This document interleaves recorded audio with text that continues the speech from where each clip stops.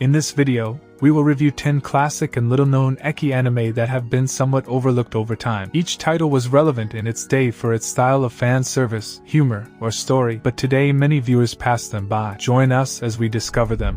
Steel Angel Kurumi is an anime that blends fantasy and romantic comedy set in Japan's Taisho era. The story follows Nakahito Kagura, a young student of mysticism who accidentally activates Kurumi, an andro, the Steel Angel, created by a powerful company, with a kiss. Kurumi, upon awakening, falls in love with him and calls him "my lord." Over time, two more mechanical companions, Saki and Karinka, appear, which also affects the group's dynamic. The Ecchi section stands out for its abundant comical fan service.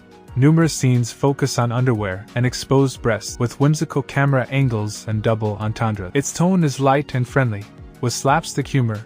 Kurumi often hits Nakahito with a giant hammer but immediately revives him with angelic power.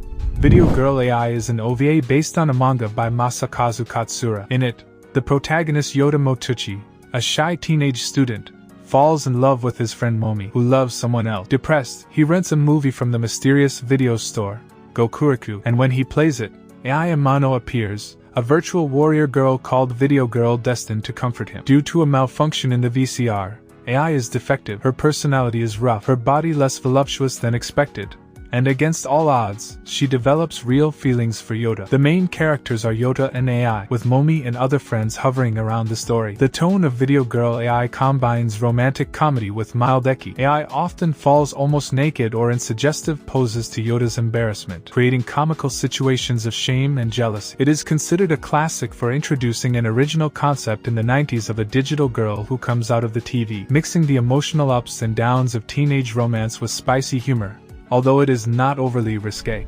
Sorcerer Hunters is an adventure and comedy anime created by Satoru Akahori. The plot takes place in Spooner, a continent where sorcerers form the oppressive aristocracy. The story follows a group of rebels hired by Big Mama, a vampire girl, to confront the hedonistic sorcerer. The squad, the Sorcerer Hunters, is led by Carrot Glace and consists of girls with weapons and magic: Maroon, Tira, Chocolate. The group's muscle, Carrot, and her female accomplices stand out. The series is remembered for its absurd humor and very pronounced fan service.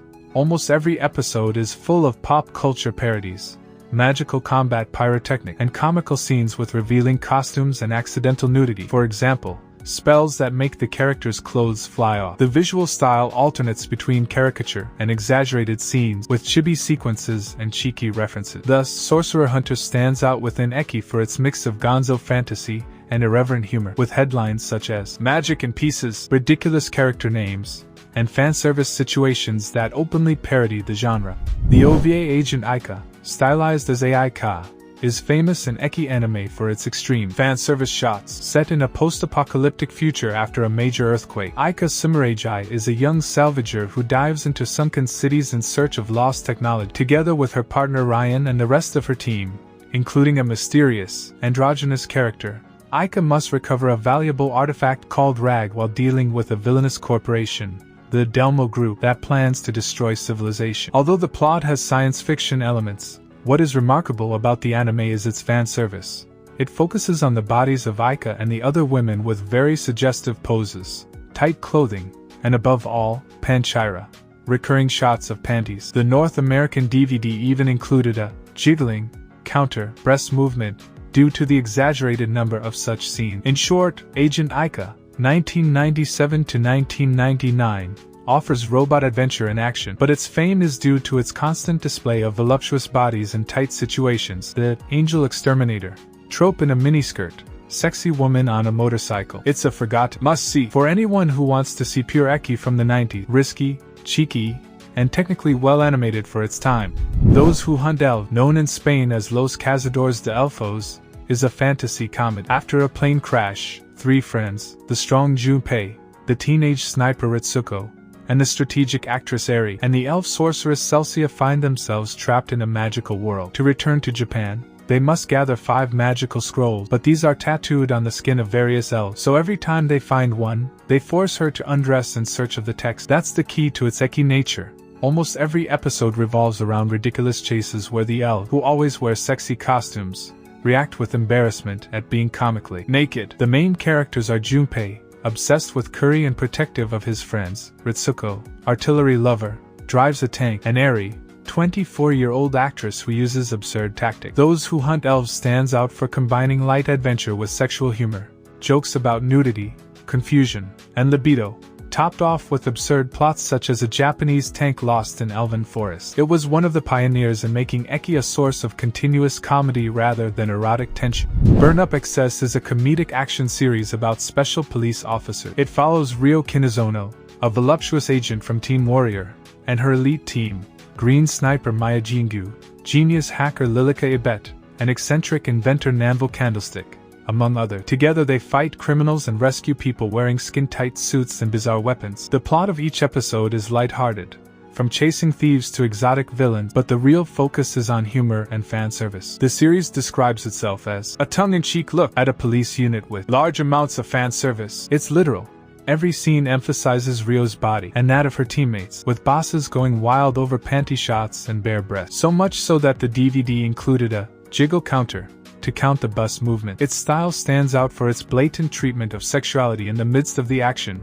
Even the nerdy Yuji films the girls with his camera. Burn Up Excess is a forgotten Ecchi classic because, although it is entertaining as a combat anime, its hallmark is continuous fan service, battle bikinis, tight sports suits, and silly cliches that elicit laughter while boasting huge breasts in the animation. Dekuro-chan is a dark comedy OVA consisting of only 4 episodes, but it is well remembered among fans of the bizarre. In a future where a 14-year-old inventor, Sakura Kuzukade, develops a technology that freezes female aging after the age of 12, designed to create a Lilicon world, God sends the killer angel Dekuro Mitsukai from the future to eliminate him. However, Dekuro falls in love with Sakura and decides to protect him instead of killing him, promising to distract him so much that he never gets to invent the machine. This leads to an absurd cycle. Every time Sakura irritates her, Dekuro beats him to death with her spiked ball mace, Excalibur, but then instantly revives him with her angelic power by singing Tipperapairu. Then a rival appears, Sabato, another little angel who does want to kill the protagonist. The cast is rounded out by her sister Zakuro and a guy named Zansu, a perverted angel. Dekuro-chan stands out for mixing comical gore with blatant ecchi. The two little angels have the bodies of perpetual children, looking 12 years old but act with constant sexual flirtation. There are constant visual jokes about accidental nudity. Dekuro often provokes them, showering naked in front of Sakura, etc., sexual innuendo, and slapstick violence. Technically it's a black comedy anime, but in practice, Dekuro-chan is very ecchi because it literally uses the figure of sexy angelic little girls to generate uncomfortable laughter. It's a cult classic, improbable, brutal, and full of embarrassing situations. Mahoromatic is a romantic science fiction anime with a lot of comic elements. Starring Mahoro Endo, a combat android created by the Vesper organization, the series begins when she receives permission to retire after completing her service. With only 1 year left to live, 398 days, Mahoro decides to fulfill her last wish, to work as a maid for Suguru Misato, the son of the officer she died saving. The formula combines everyday life. Mahoro learns to cook, cleans the house, goes to the market, with humor. Although she solves minor crime, most situations are domestic or school-related. Where's the ecchi? The charm lies in the contrast. Mahoro is extremely honest and pure. She hates pornographic material, and spends the series chasing Suguru's collection of XXX magazines under the pretext that indecent thoughts are bad. This recurring gag is a nod to fan service. Mahoro has an innocent obsession with pornography, which leads to ridiculous situations when she is confronted with. In addition, the animation pokes fun at stereotypes.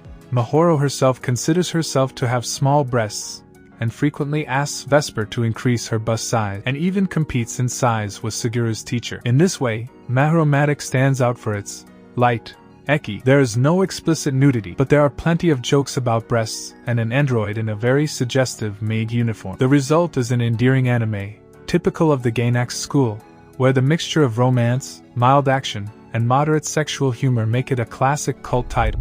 Tsukuyomi, Moon Phase, also known simply as Moon Phase, combines supernatural romance with light comedy. The protagonist is Kohei Moriaka, a photographer who, on a trip to Germany, rescues Hazuki, Luna, a vampire girl over 1,300 years old who looks like a 12-year-old. Hazuki is eccentric, proud, and very flirtatious, she decides to follow Kohei back to Japan with the intention of making him her personal servant. The anime focuses on their relationship. Hazuki practically lives with Kohei and forces him to deal with her whim, jealousy when he looks at other girls, tantrum, and a lot of vampiric pride. Ecchi-wise, Moon Phase shines thanks to Hazuki's design. She often wears very short dresses or underwear, and the anime abuses panty shots. We see her spinning in the air, climbing stairs showing her panties, etc., always with humor. Hazuki also has claws and power, but the fan service takes center stage. Every time there is an intimate moment, the scene is cut to mischievous moment, like a cat playing with her underwear. In short, Tsukuyumi,